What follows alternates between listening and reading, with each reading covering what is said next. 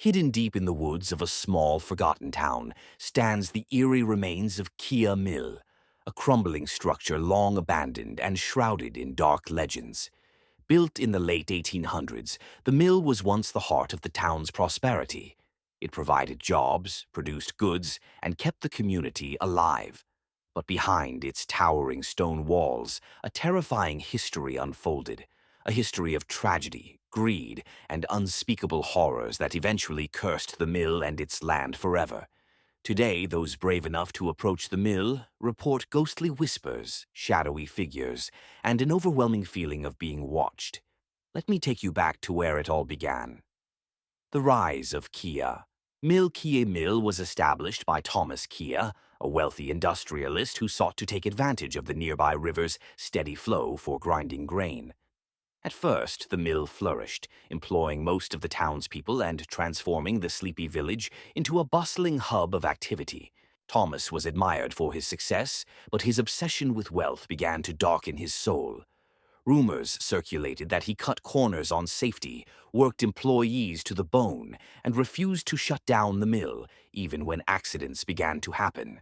The first tragedy. In the winter of 1892, a young boy named Elias, the son of one of the workers, wandered too close to the grinding gears while delivering his father's lunch.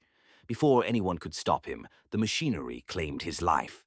The mill workers swore they heard the boy's screams long after the machines had gone silent. Thomas Key brushed off the incident, calling it an unfortunate accident. But the townspeople whispered that Elias's death was just the beginning of a dark curse. The hauntings begin. Following the boy's death, strange occurrences plagued the mill. Workers heard footsteps in empty hallways, tools would disappear and reappear in impossible places, and the sound of a child crying echoed through the grinding room at night. One worker claimed to have seen Elias standing near the machinery, his face pale and lifeless, before vanishing into thin air.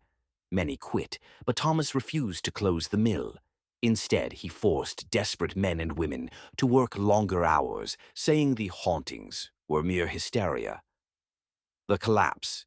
The breaking point came in 1901. A massive storm hit the town, flooding the river and threatening to destroy the mill. Despite warnings to evacuate, Thomas forced his workers to stay and protect his precious machinery. But the mill could not withstand the raging waters. The grinding gears malfunctioned, and the main floor collapsed, taking Thomas Key and several workers with it. The bodies were never recovered, buried somewhere beneath the rubble and river mud. The mill was abandoned that very night, left to rot as the town fell into despair. Modern-day encounters.